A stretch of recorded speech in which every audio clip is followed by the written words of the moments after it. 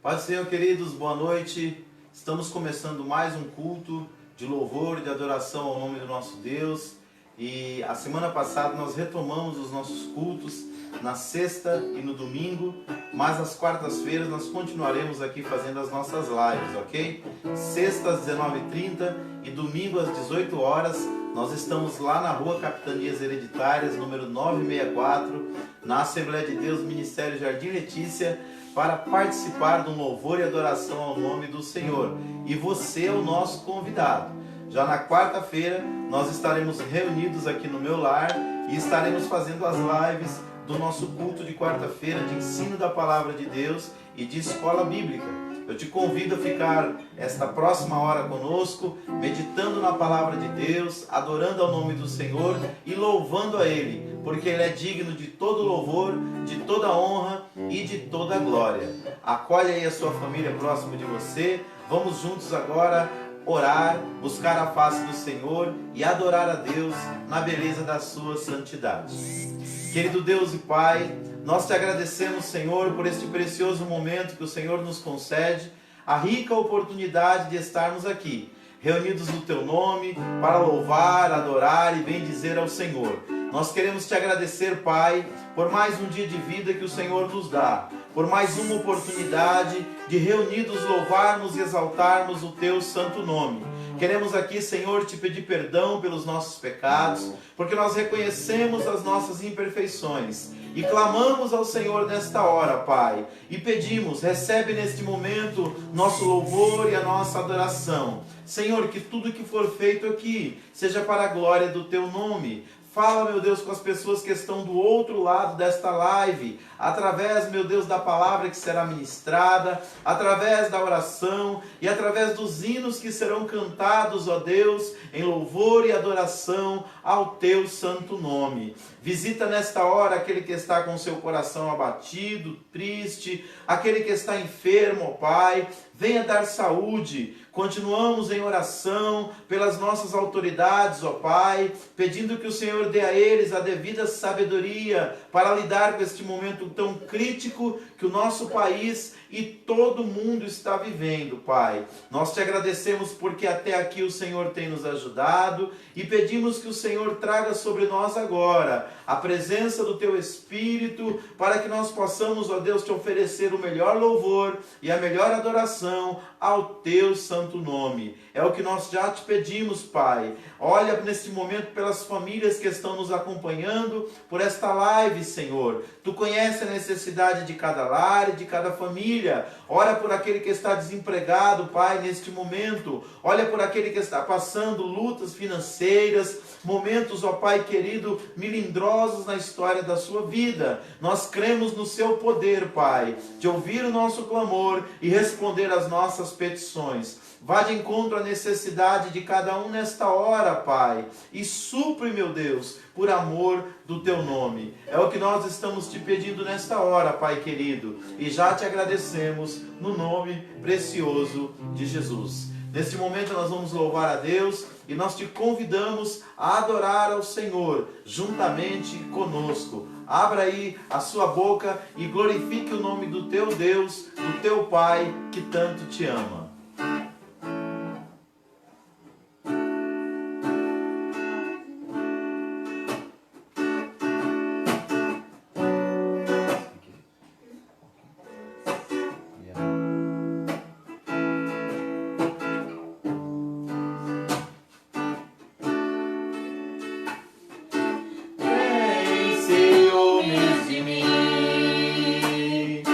E o seu amor é como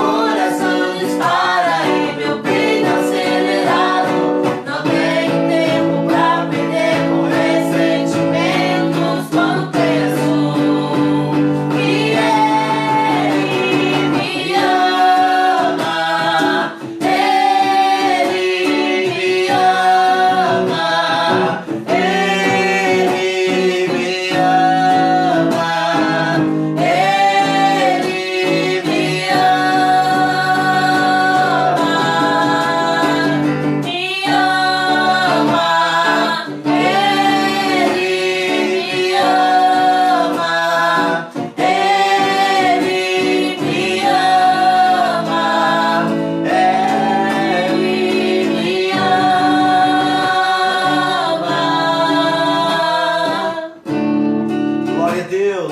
Se tem uma coisa boa neste mundo, queridos, é nós saber que somos amados por Deus. E a maior prova deste amor foi quando Ele deu Jesus Cristo ali na cruz do Calvário para nos salvar. Portanto, se você ainda não recebeu Jesus como seu único e suficiente Salvador, esta noite é uma noite agradável de salvação. Abra o teu coração e convida o Senhor para fazer morada na sua vida, no seu coração, porque Ele quer mudar a sua história. A maior convicção que o homem pode ter nesta vida, queridos, é que um dia, quando ele morrer, ele vai poder se encontrar com o Senhor no céu. Que você tenha essa esperança que a Bíblia traz para todo aquele que crê no unigênito Filho de Deus, nosso Senhor e Salvador, Jesus Cristo.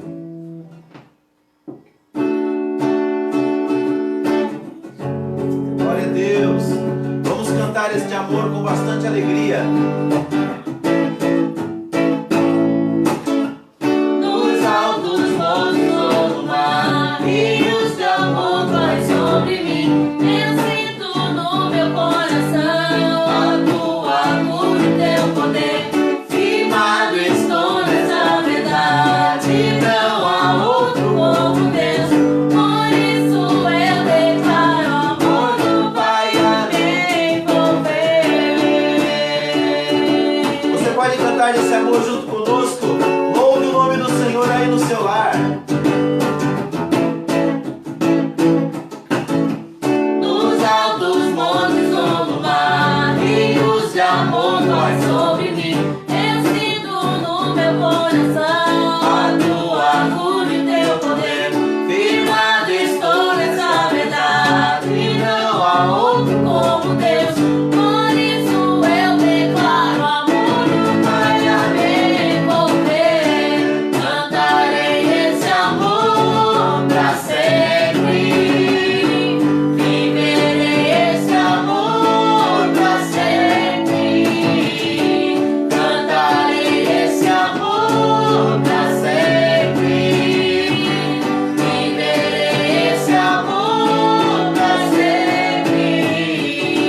Cantarei esse amor pra sempre. Viverei esse amor pra sempre. Cantarei esse amor pra sempre. Viverei esse amor pra sempre. Oh, aleluia, glória a Deus. Bendito é o nome do Senhor.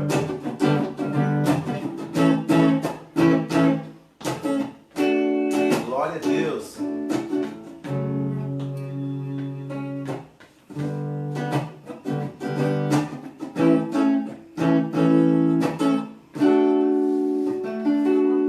Louvado seja o teu nome.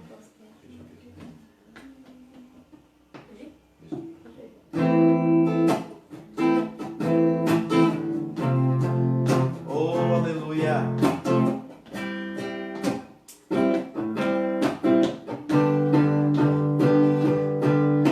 Eu vejo uma pequena nuvem do tamanho da mão de um homem, mas esse é o sinal que a tua chuva vai descer. Eu vejo uma pequena nuvem do tamanho da mão de um homem, mas esse é o sinal que a tua chuva vai descer. Faz chover, faz chover. Abre as comportas do céu e faz chover, faz chover. Abre as comportas do céu. Eu vejo uma pequena Nuvem do tamanho da mão de um homem, mas esse é o sinal que a tua chuva vai descer. Eu vejo uma pequena nuvem do tamanho da mão de um homem, mas esse é o sinal que a sua chuva vai descer. Faz chover,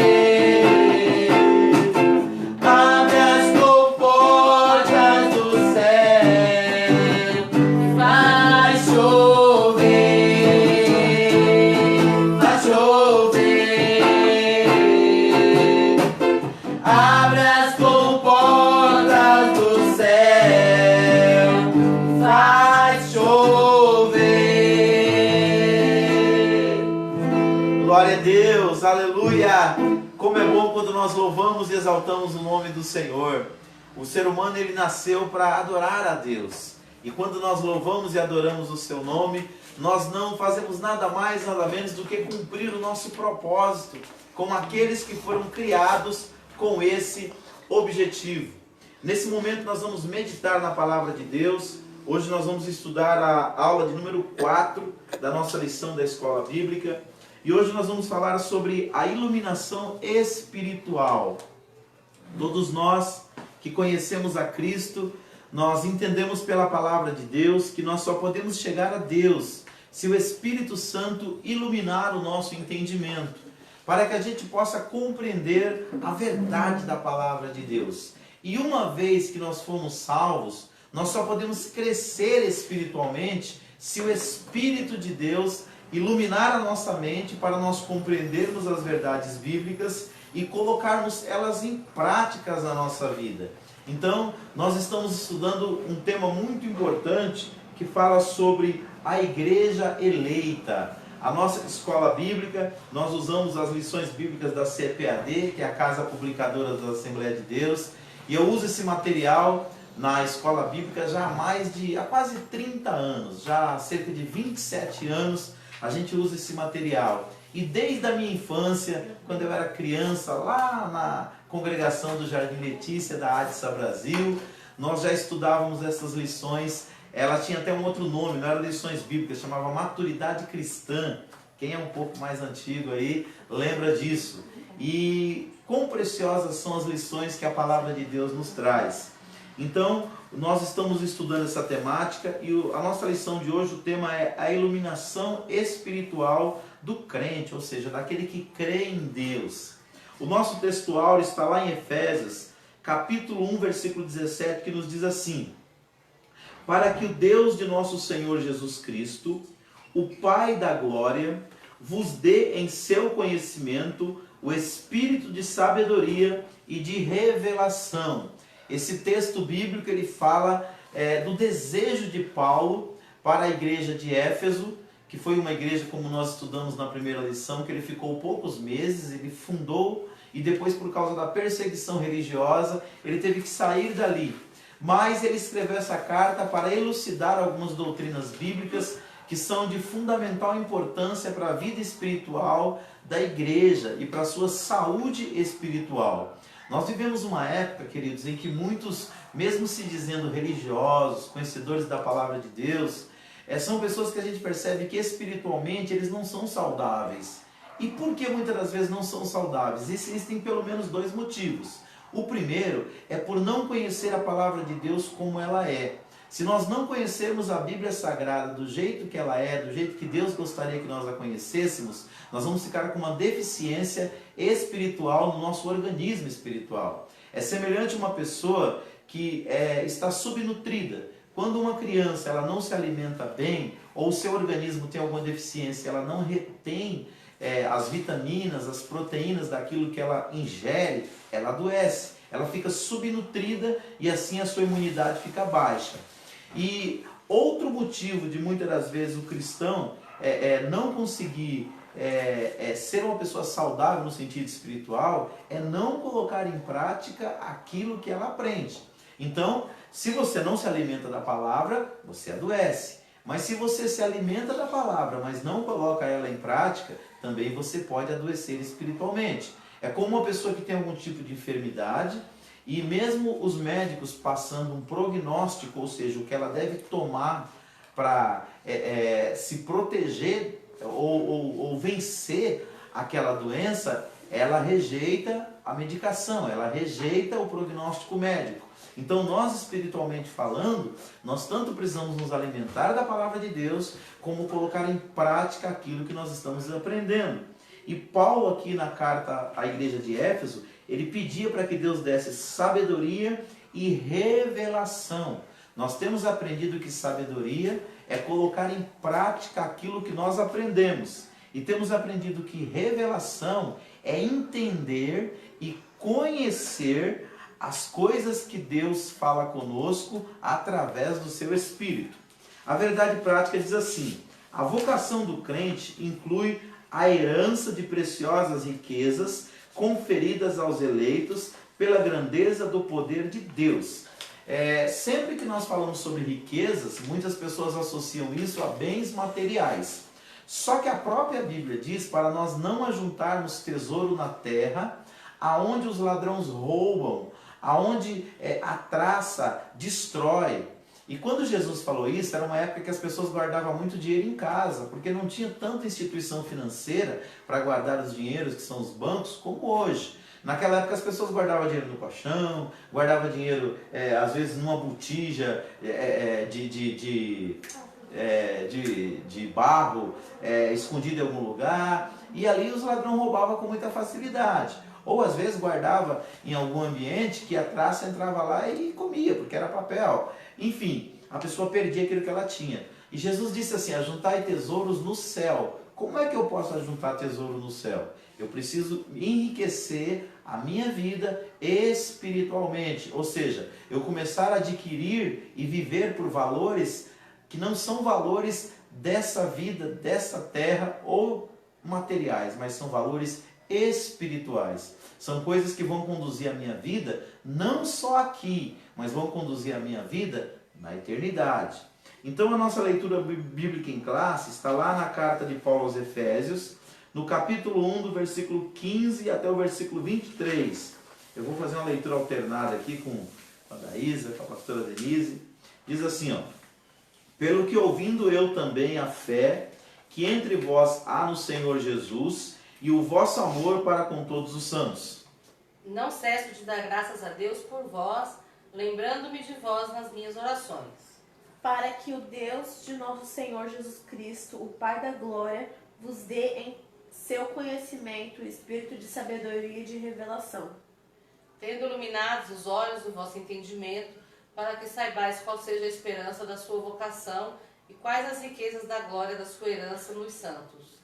E qual a sobreexcelente grandeza do seu poder sobre nós, os que cremos, segundo a operação da força do seu poder. Que manifestou em Cristo, ressuscitando-o dos mortos e pondo-o à sua direita dos céus. Acima de todo principado, e poder e potestade, domínio, e de todo nome que se nomeia, não só neste século, mas também no vindouro. E sujeitou todas as coisas a seus pés, e sobre todas as coisas o constituiu como cabeça da igreja. Que é o seu corpo, a plenitude daquele que cumpre tudo em todos. Amém. Vamos orar? Pai, nós te agradecemos por esta palavra e nós te pedimos revelação do teu Espírito para transmitir ela para as pessoas que nos acompanham. Que o Senhor possa ministrar em cada coração e em cada vida o seu querer e a sua vontade. Somos agradecidos a Deus por tão grande privilégio de conhecermos a tua palavra. Dá-nos agora sabedoria e revelação, como o apóstolo Paulo pediu para a igreja de Éfeso. Nós pedimos para nós nesses dias, em nome de Jesus. Amém. Então, queridos, nós temos aqui um objetivo geral, que é esclarecer a dimensão da nossa chamada, as riquezas da herança divina e a grandeza do poder de Deus.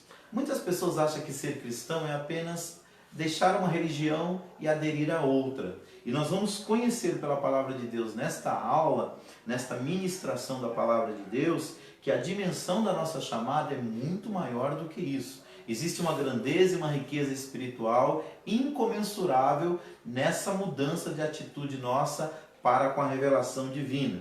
E nós vamos destacar aqui em cada ponto. Primeiro, destacar a vocação e as riquezas da glória inclusas na herança divina, ou seja, quando você é salvo em Jesus Cristo e por Jesus Cristo, vem uma bagagem de riquezas espirituais inclusas nisso. Segundo, salientar a grandiosidade do poder divino que opera em favor dos crentes. Ou seja, a partir do momento que você aceita a Deus, existem alguns favores espirituais que começam a se fazer perceptíveis na sua vida. E isso é algo grandioso, nós vamos estudar. E no terceiro ponto, nós vamos expressar o exemplo da exaltação em Cristo. Nós vamos ver que a pessoa de Jesus, com a sua morte e ressurreição, ele recebeu uma exaltação divina. E essa é uma promessa também para todos aqueles que perseverarem até o fim na caminhada do Evangelho. Vamos lá, vamos ler aqui os nossos comentários e a nossa introdução. Ainda no primeiro capítulo, o apóstolo Paulo inicia uma longa sentença assim dividida: ação de graças, oração intercessória e confissão de louvor e exaltação. Nessa sentença, somos exortados a louvar o Senhor pela nossa eleição, buscar a iluminação do Espírito para compreender a dimensão da nossa chamada e herança divina, bem como entender a grandeza do poder de nosso Deus. Queridos, uma coisa que me chama a atenção é que o apóstolo Paulo, ele foi um homem que ele passou por muitos sofrimentos.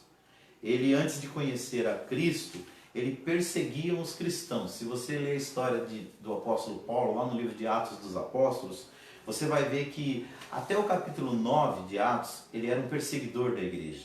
Ele chegou ao ponto de ser o líder de uma equipe que apedrejou o primeiro mártir da igreja, que foi Estevão, no capítulo 7 do livro de Atos. Mas ele fazia isso na ignorância.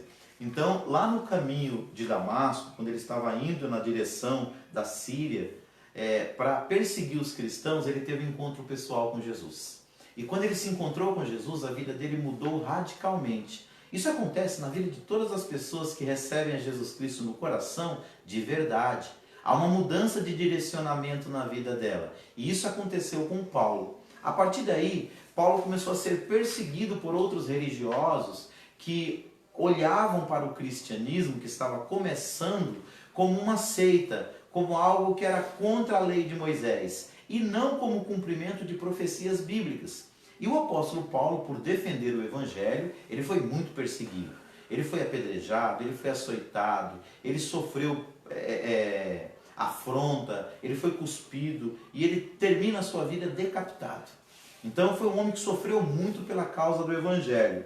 Mas Paulo tinha um sentimento dentro do coração dele que ele expressa aqui na carta à igreja de Éfeso, lá no capítulo 1, nos versículos 15 e 16, que são as ações de graças. Ele agradece a Deus pela eleição da igreja de Éfeso, pelo caminhar deles com Deus. E ele faz uma oração intercessória por eles. Então eu quero destacar essas duas qualidades de Paulo. Paulo era um homem que sempre era grato a Deus. E nós temos que aprender a ser gratos a Deus, a reconhecer as bênçãos dele na nossa vida, tanto bênçãos no sentido espiritual, quanto no sentido material. A gente deve encarar aquilo que a gente alcança não como uma mera aquisição humana, mas como uma conquista que só Deus que nos possibilitou.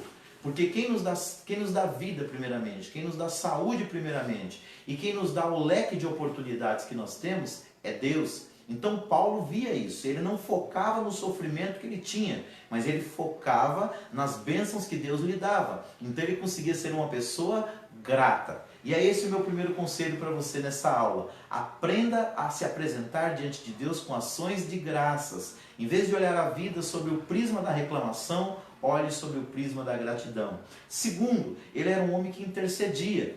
E ele intercedeu por esta igreja, que como disse no início, ele passou apenas de 3 a 6 meses nessa igreja, mas ele agradecia porque ele via que a fé deles estava se desenvolvendo, estava crescendo, estava amadurecendo.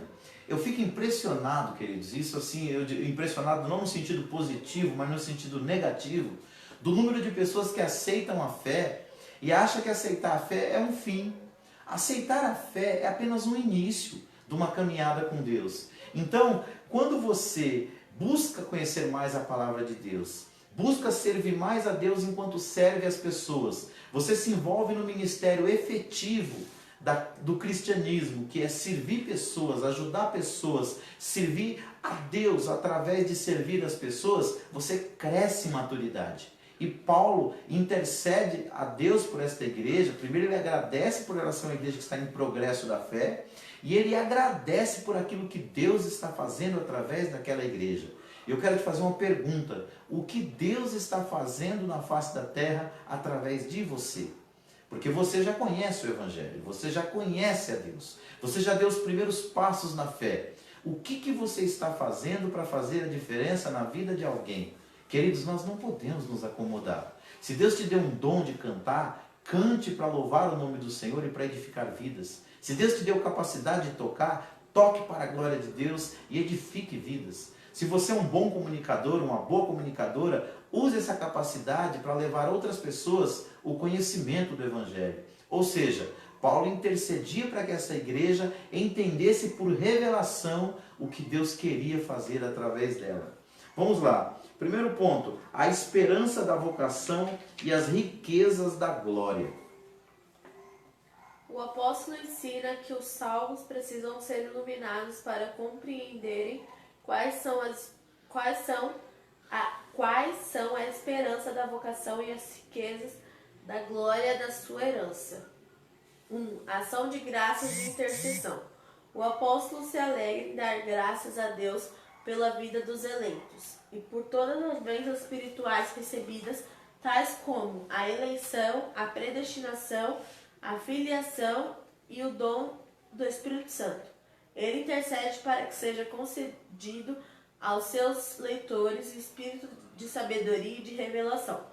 Paulo estava ciente que quão maravilhoso é o Evangelho, mas ao mesmo de quão impossível é alguém perceber a glória dessas boas novas sem ser ensinado por Deus. Por isso, ele rogava para que os crentes recebessem a capacidade de compreenderem, por meio do Espírito Santo, a herança da chamada, as riquezas da herança e a grandeza do poder de Deus. A esperança da vocação. Em sua petição a Deus, Paulo intercede para que o Espírito Santo ilumine os crentes a fim de saberem qual seja a esperança da sua vocação. Assim, eles seriam capazes de experimentar e conhecer profunda e espiritualmente os privilégios de serem vocacionados. Podemos dizer que tal esperança divide-se em pelo menos 3 aspectos. A. Deus chamou pessoas no passado, ou seja, uma chamada em que ele teve a iniciativa por meio da eleição em Cristo, da qual fazemos parte. B. A chamada abrange serviço e santificação no presente, isto é, achar-se irrepreensível, viver em comunhão e andar de modo digno. C. A participação gloriosa no futuro, que compreende a vida eterna e esperança de conhecer Deus face a face. As riquezas da glória da sua herança. Na oração, o apóstolo pede para que os crentes entendessem as riquezas da glória da sua herança. A expressão sua herança enfatiza o que Deus deu aos seus eleitos. Já o termo riquezas refere-se às maravilhosas bênçãos que acompanham o plano da salvação, tais como o perdão dos pecados, a doação de filhos e as bênçãos que serão desfrutadas no porvir. Como, por exemplo, vermos a Deus, a Cristo e o adorarmos. Sim, no dia aprazado, os fiéis estarão reunidos nas bodas do Cordeiro. Então, os salvos tomarão posse da herança preparada desde a fundação do mundo. Obrigado, Daísa. Então, o que a gente vê aqui? O apóstolo Paulo, ele demonstra para a gente a esperança da vocação e as riquezas da glória.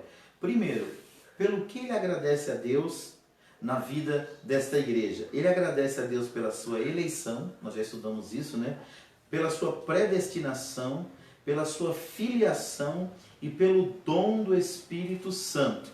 Então, essas 4 coisas, irmãos, são bênçãos que nós não podemos assim aquilatar. Não tem como a gente pesar na balança a importância disso. Então, quando nós falamos dessa atitude de ação de graças, ela deve começar sendo voltada a Deus para as coisas mais importantes da nossa vida. E aqui Paulo começa num aspecto mais sublime de gratidão, que é a salvação. Querido, você pode ter tudo nesta vida. Os melhores bens materiais, a melhor família, uma saúde assim impecável e invejável. Se você não tiver a salvação eterna, você não tem nada. Por quê? Tudo isso que nós estamos falando acaba aqui. Quando nós passarmos dessa vida para o outro lado, nós precisamos passar com uma segurança no nosso coração, que fomos salvos pela pessoa de Jesus. A morte de Jesus no Calvário, ela não foi uma morte simbólica, ela foi uma morte pragmática. Ela trouxe efeitos práticos para toda a humanidade, das pessoas na sua época, das pessoas antes dele e das pessoas que viriam antes dele. Por isso que o apóstolo Paulo, quando ele agradece, ele começa dando graça pela eleição e pela predestinação daqueles que seriam salvos. Nós já aprendemos isso, eu só quero relembrar que a doutrina bíblica da predestinação, segundo a visão pentecostal que nós defendemos, não é aquela que Deus determina que um vai para o céu e que outro vai para o inferno. É que Ele determina um grupo, um povo seu, especial, zeloso e de boas obras. E cabe a mim e a você, para fazer parte desse grupo, aceitar a Cristo, recebê-lo no nosso coração, confessá-lo com os lábios, crer no coração e perseverar até o fim, para que a gente faça parte desse grupo de eleitos, predestinados e salvos. Outra coisa interessante aqui é que Paulo rogava por essas pessoas, ele intercedia. Querido, você não sabe o poder que tem uma oração. Às vezes as pessoas não dão muito valor à oração e têm ela apenas como uma regra religiosa. E nós não deveríamos ver a oração assim. A oração foi uma das maneiras que Deus deu de nós afetarmos o universo ao nosso redor. Quando nós oramos, nós ajudamos pessoas. Quando nós oramos, nós ajudamos a mudar nós mesmos. Nós nos ajudamos na mudança espiritual e comportamental que nós precisamos. Nós ajudamos os nossos governantes e líderes. Então a oração ela é muito importante. E ao mesmo tempo a oração também ela demonstra a minha dependência de Deus. Por isso que Paulo sempre orou pelas igrejas que ele fundou. Outra coisa interessante aqui, Paulo fala sobre a esperança da vocação. E aqui o comentarista coloca para nós pelo menos 3 coisas. O nosso comentarista desse trimestre é o pastor Douglas Batista. Ele coloca para nós 3 coisas aqui referente à esperança da vocação. Primeiro, Deus nos chamou no passado. Ou seja, muito antes de você nascer, Deus já tinha executado um plano de redenção para a sua vida. Então, Deus deseja salvar a todos, mas você precisa dar uma resposta positiva para Deus, reconhecendo que você é pecador e a sua necessidade de Deus. Mas já no passado, assim que o homem caiu lá no Éden, Deus não foi pego desprevenido. Ele já traçava um plano de redenção para a sua vida. Segundo, aqui existe também uma riqueza nessa esperança, que no presente o Senhor está nos chamando para o serviço e para a santificação. Serviço é o que nós vamos fazer para Ele e para as outras pessoas. Santificação é viver uma vida íntegra, reta e honesta. Querido, ninguém aqui é perfeito. Todos nós somos falhos, mas todos nós devemos ter uma consciência dentro de nós que nós podemos e devemos melhorar. E isso só acontece com a iluminação do Espírito Santo, que é o tema da nossa aula de hoje, e com a ajuda dele. E em terceiro lugar, a gratidão de Paulo aqui é referente ao porvir, referente ao futuro, porque ele fala sobre uma participação gloriosa no futuro. Querido, todos nós que estamos aqui na terra, hoje nós somos pecadores, ainda que arrependidos, mas a Bíblia diz que um dia, quando Jesus vier para buscar a sua igreja, nós passaremos por um processo de transformação. E a Bíblia diz que nesse dia, tragada será a morte na vitória. A mortalidade não fará mais parte da nossa vida. Deus tem vida eterna para você, através da ressurreição e do arrebatamento. Mas para isso você precisa agradecer a Deus e conhecer a sua palavra. E aqui no terceiro ponto, ele fala sobre as riquezas da glória dessa herança. E essa riqueza está incutida em algumas coisas muito importantes, como o perdão dos nossos pecados, como a nossa adoção como filhos de Deus. Gente, todos nós somos pecadores. E a Bíblia diz, se dissermos que não temos pecado, enganamos a nós mesmos. O sábio Salomão ele diz que não existe um justo sequer, que só faça o bem e que nunca peque. Então nós precisamos ser perdoados pelos nossos pecados. Mas só quem pode nos perdoar e nos limpar é Deus. Então nessa hora que você reconheça os seus pecados. Porque eu sempre costumo dizer, quando estou ministrando sobre esse assunto, que pecado tem nome. E nós devemos nomear os nossos pecados. Qual que é o seu pecado? É a mentira? Qual que é o seu pecado? É falar mal dos outros? Qual que é o seu pecado? É a inveja? Qual que é o seu pecado? É o orgulho? Porque às vezes a gente pensa que pecado é só roubar, matar e adulterar. Mas tem muitos pecados que nós cometemos no dia a dia que podem nos separar de Deus. E a Bíblia diz que existe um único divisor entre Deus e os homens, que está lá em Isaías 59:2, que é o pecado.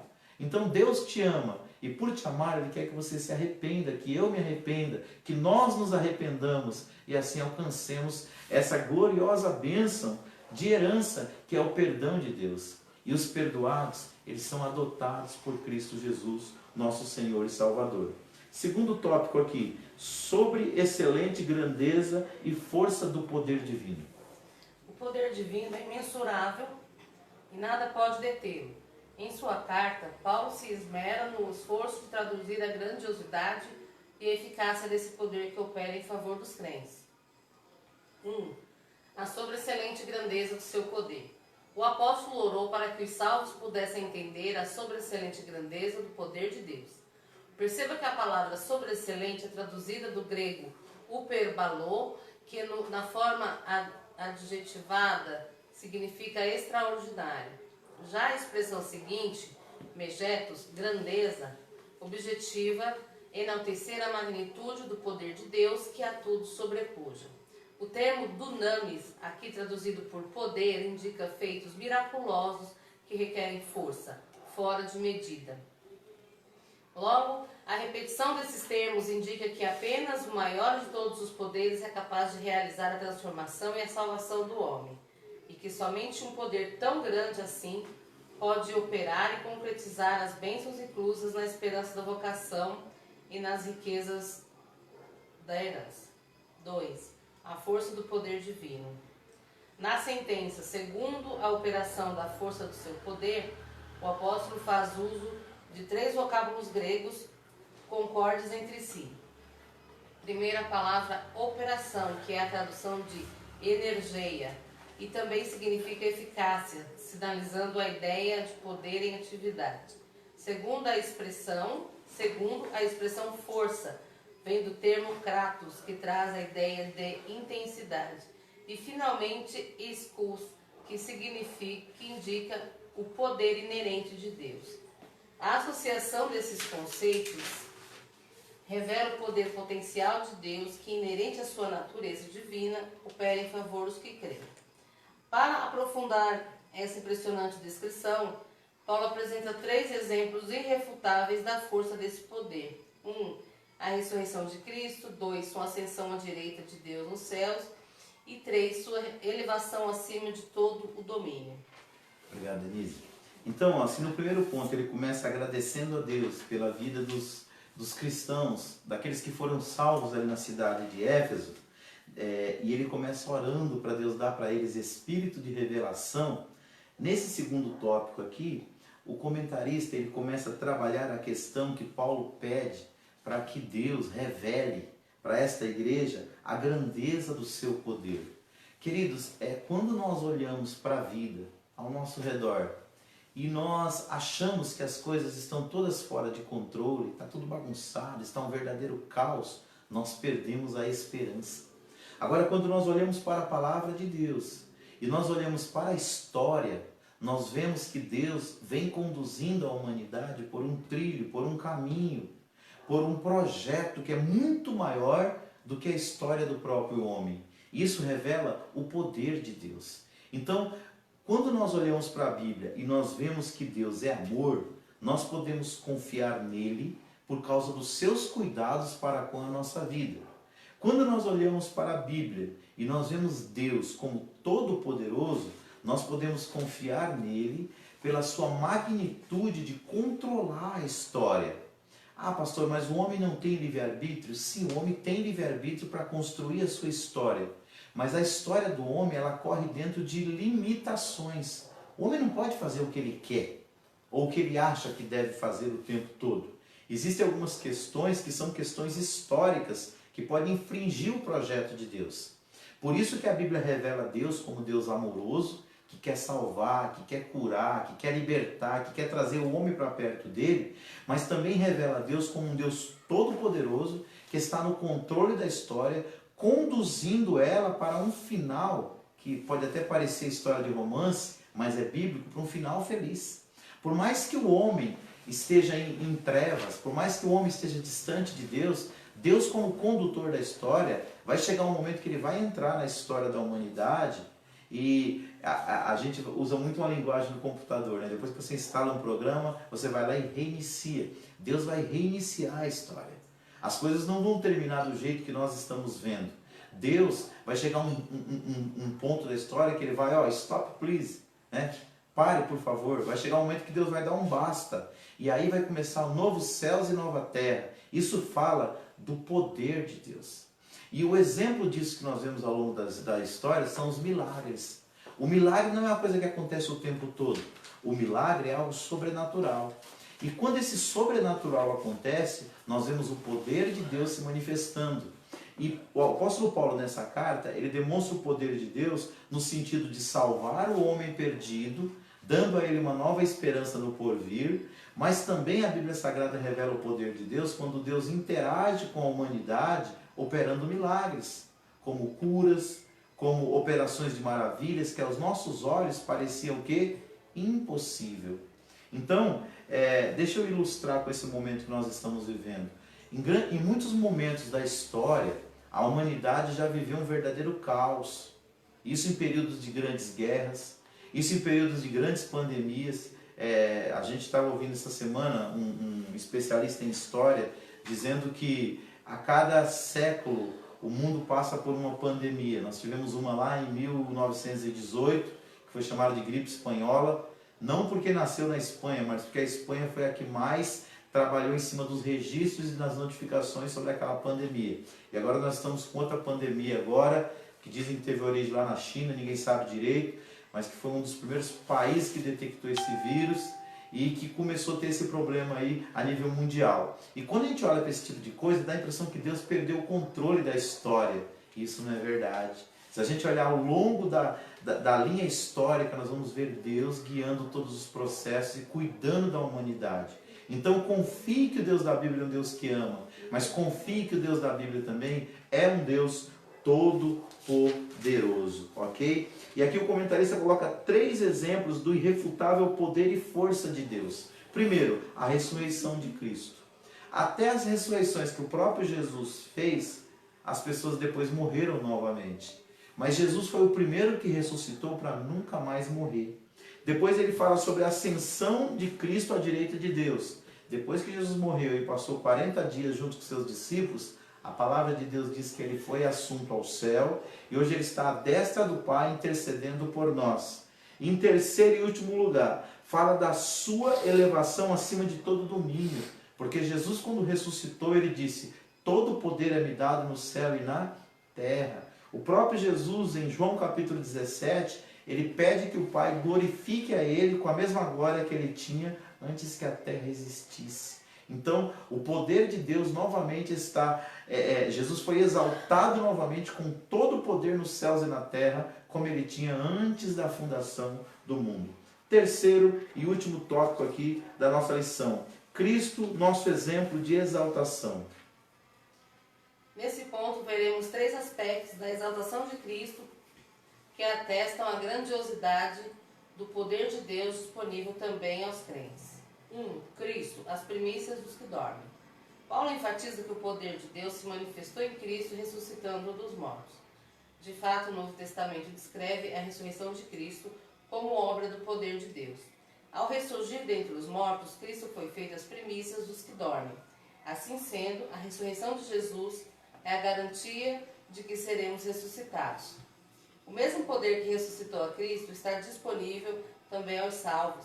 Desse modo, os crentes vencerão a morte e se erguerão gloriosamente de seus sepulcros para reinarem com Cristo eternamente.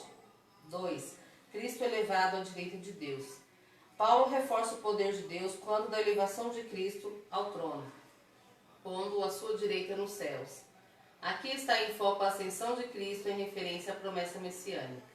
O grau de exaltação para uma posição de honra e autoridade indica o completo triunfo de Cristo sobre o pecado e as forças do mal. Esse triunfo também está assegurado aos salvos e endossa nossa participação na vida celestial, conforme indica a expressão nos fez assentar nos lugares celestiais. Assim, tanto a ressurreição como a ascensão de Cristo são obras do poder do Pai. 3. Cristo exaltado sobremaneira. Nesse ponto, Paulo ensina que o poder de Deus exaltou Cristo acima de todo principado e poder e potestade e domínio e de todo o nome que se nomeia. Significa que ele foi exaltado acima de toda a eminência do bem e do mal e de todo título que se possa conferir nessa era e também no porvir. O resultado desse triunfo traz duplo benefício para a igreja. Primeiro, que Deus fez Cristo o cabeça da igreja. E segundo, que Deus designou a igreja para ser a expressão plena de Cristo. Isso significa que nenhum poder pode prevalecer contra a igreja do Senhor. Obrigado. Então o que a gente vê aqui? Cristo, nosso exemplo de exaltação. Quando nós olhamos para Jesus, a Bíblia chama, o apóstolo Paulo usou essa expressão, chamou Cristo de primícia dos que dormem. O que significa isso? Significa que ele foi o primeiro que ressuscitou para não mais morrer. E ele discorreu sobre esse assunto lá na primeira carta de Paulo aos Coríntios, no capítulo 15.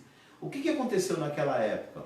Alguns ensinadores religiosos, eles estavam ensinando à igreja que a ressurreição ela não existia, que ela era algo simbólico, que ela não era algo literal que aconteceria na história da igreja, mas que era simplesmente uma alusão metafórica. E o que o apóstolo Paulo fez? Ele estabeleceu um capítulo inteiro. Se você tem essa curiosidade, leia lá o primeiro capítulo, o capítulo número 15 da primeira carta de Paulo aos Coríntios. E ele cita com detalhes como será a nossa ressurreição. E depois, lá na primeira carta de Paulo aos Tessalonicenses, no capítulo 4, do versículo 12 em diante também, ele cita com detalhes também como será a nossa ressurreição no dia que Jesus vier. E por que esse assunto é tão importante? Porque Paulo usou a seguinte expressão para a igreja de Corinto. Ele falou assim, olha, se nós aguardarmos em Deus só nesta vida, nós somos os mais miseráveis dos homens. E ele disse, se Cristo não ressuscitou, é vã a nossa fé e a nossa esperança.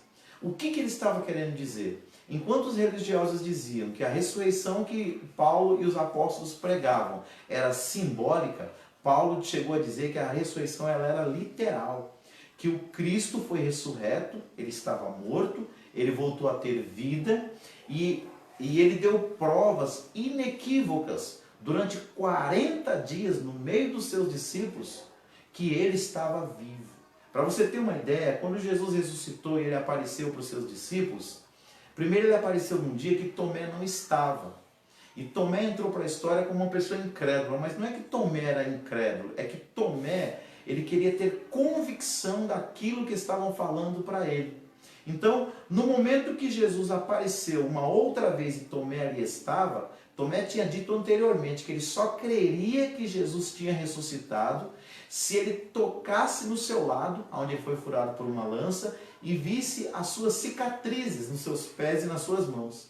A Bíblia diz que quando ele apareceu diante de Tomé, Tomé deu um brado dizendo, Senhor meu e Deus meu. Ele reconheceu que Jesus tinha ressuscitado e ele reconheceu que Jesus era Deus. Foram duas afirmações ao mesmo tempo.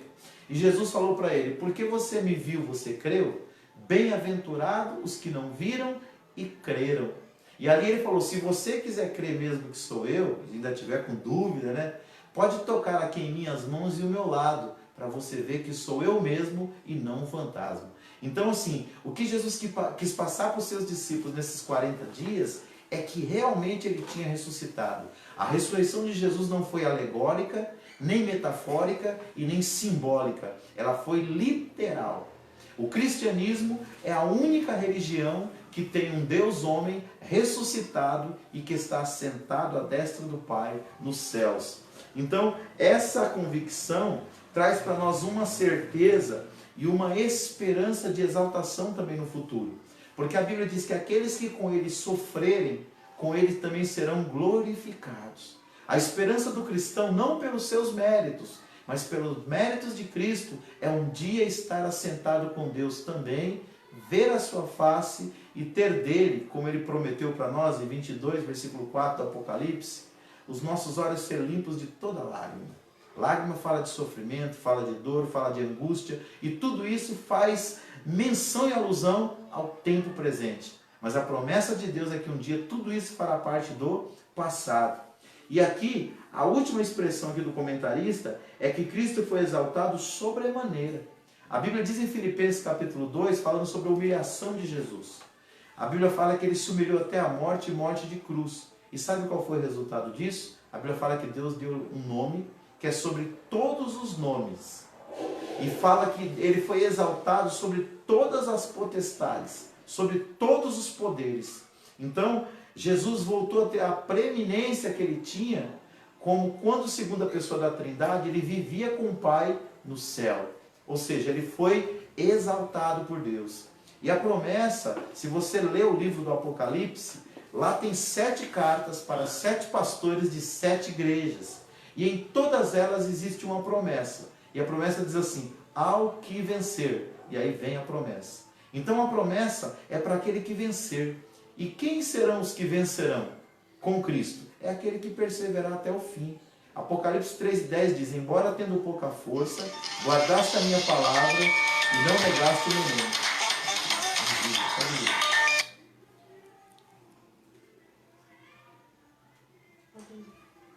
Então o que acontece? Quando nós fazemos isso,